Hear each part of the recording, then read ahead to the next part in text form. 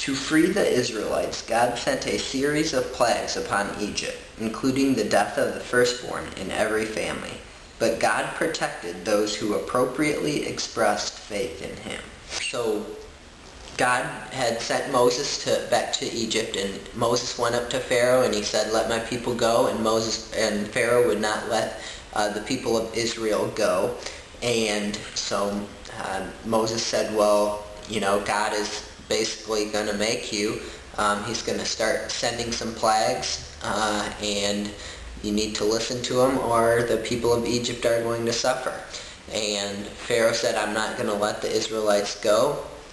They're going to continue in slavery." He even increased their labor or their work that they had to do during the day.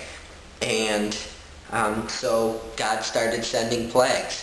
He started out turning the waters of the Nile into blood.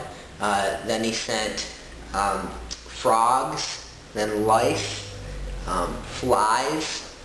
Then he made the livestock have disease, and which killed livestock as well as they couldn't eat the livestock because they had disease in them. Sent boils, a hailstorm, locusts, and then he sent darkness over the land for 3 days. And finally, the last plague was killing the firstborn of every family.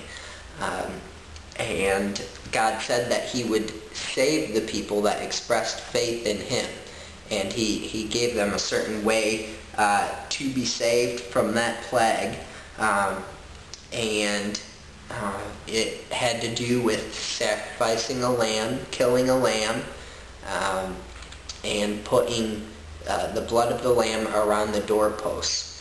And in verse 5 it describes what the lamb had to be like. This is Exodus chapter 12, verse 5 says, "Your lamb shall be without blemish, a male of the first year. You may take it from the sheep or from the goats."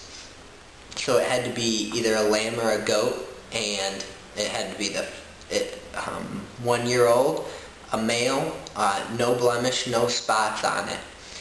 Now this is very interesting in the overall story that God used a perfect lamb to be sacrificed for the people. The Israelites were to spread the blood of it on the doorposts around their house on a certain night, on Passover night. And when the Spirit of God that was going around, the angel of death that was going around killing the firstborn would go past the house, if the blood was on the doorpost, he would pass over that, because it signified that that family had put their faith in God's promise to save them if they did what God required of them. And so they passed over it, and God established a memorial, and it was the Passover that the Israelites have every year to remember this time where God passed over them for expressing faith in them.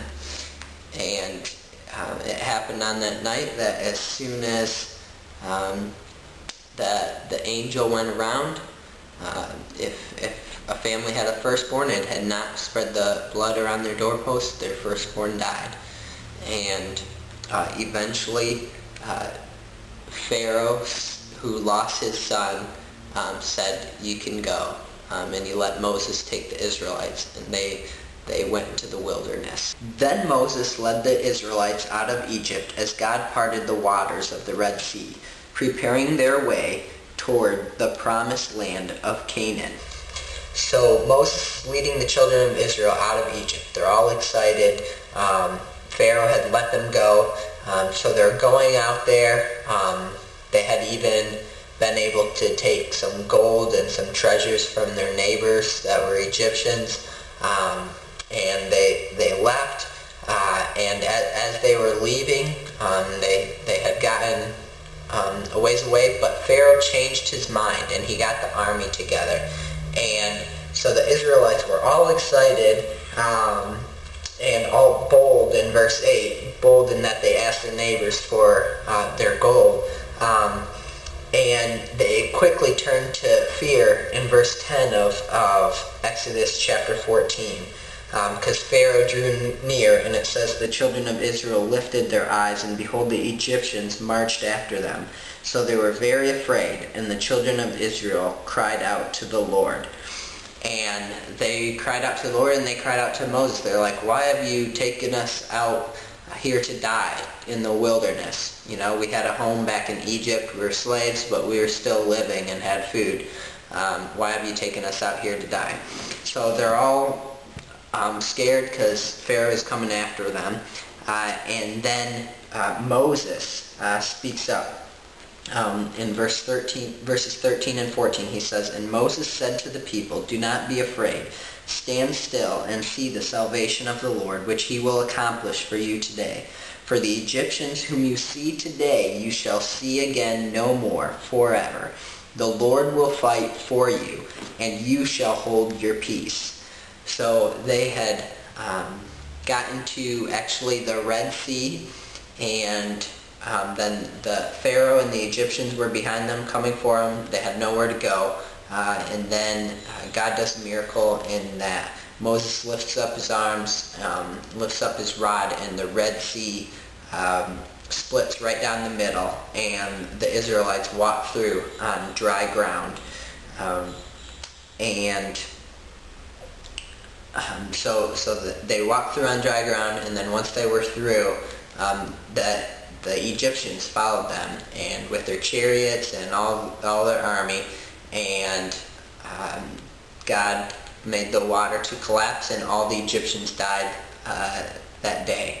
And so it's neat to see God's miracles in that. And there's also some more miracles found in the chapter. God led the children of Israel by a cloud, a pillar of cloud by day, and that cloud turned to light or fire by night.